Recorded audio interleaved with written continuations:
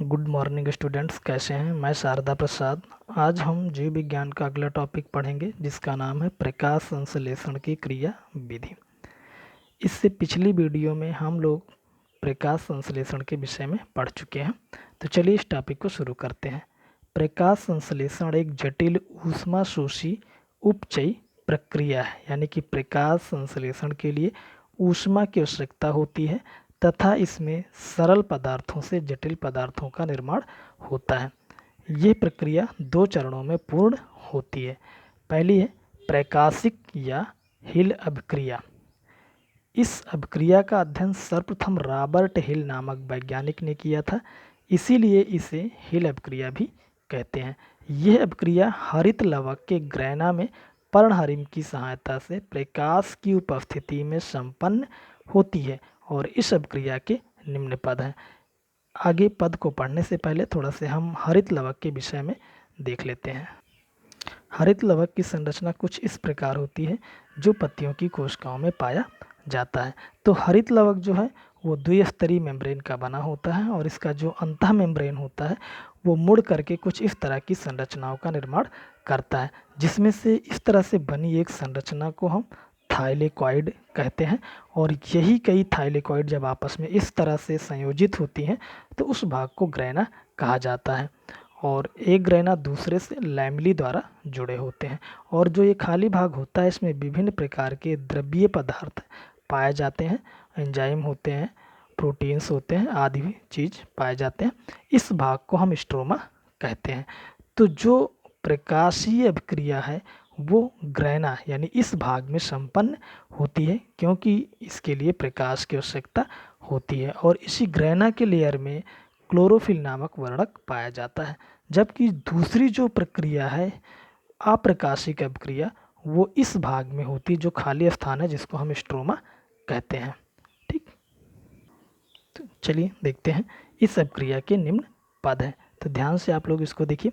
जिसमें पहला है कि पर्णहरिम सूर्य का प्रकाश अवशोषित कर सक्रिय हो जाते हैं और एडीपी से एटीपी का निर्माण करते हैं। यानी पहले पद में क्या होता है कि जो पर्णहरिम होता है यानी क्लोरोफिल वो सूर्य के प्रकाश को अवशोषित करके सक्रिय हो जाता है और उसके पश्चात एडीपी से एटीपी का निर्माण करता है।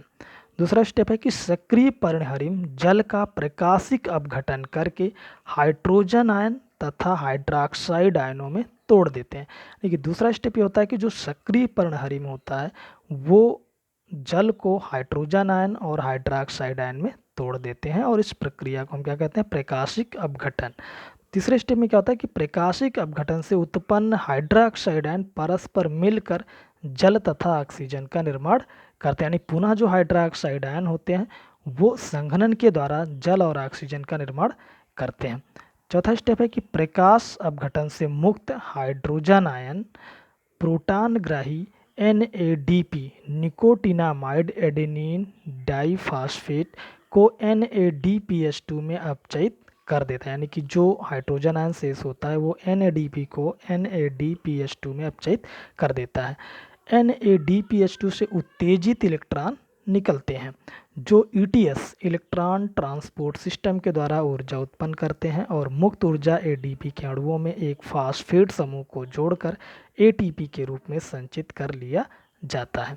ठीक, तो जैसे कि यहाँ पर ये दिखाया गया है कि ये हाइड्रोजन आयन जो है जो NADP से मिल करके NADPH2 का निर्माण करते हैं और फिर ADP जो है वो फास्फेट से जुड़ करके ATP यानी एडेनोसिन ट्राइफॉस्फेट का निर्माण करते हैं। नोट आगे दिया गया कि प्रकाश की उपस्थिति में ADP से ATP के निर्माण की प्रक्रिया को फोटोफॉस्फोरिलेशन कहते हैं। दूसरा चरण है अप्रकाशिक अभिक्रिया या केल्विन चक्र। इस अभिक्रिया का अध्ययन सर्वप्रथम ब्लैकमैन ने किया था, इसीलिए इसे ब्लैकमैन अभिक्रिया कहते हैं। यह अभिक्रिया हरित लवक के स्ट्रोमा में संपन्न होती है। इस अभिक्रिया के लिए प्रकाश की आवश्यकता नहीं होती है। इसे C3 चक्र भी कहते हैं क्योंकि इस अभिक्रिया में बनने वाला प्रथम उत्पाद 3 कार्बन परमाणु वाला, जिसे फास्फोग्लिसरिक अम्ल कहते हैं, होता है।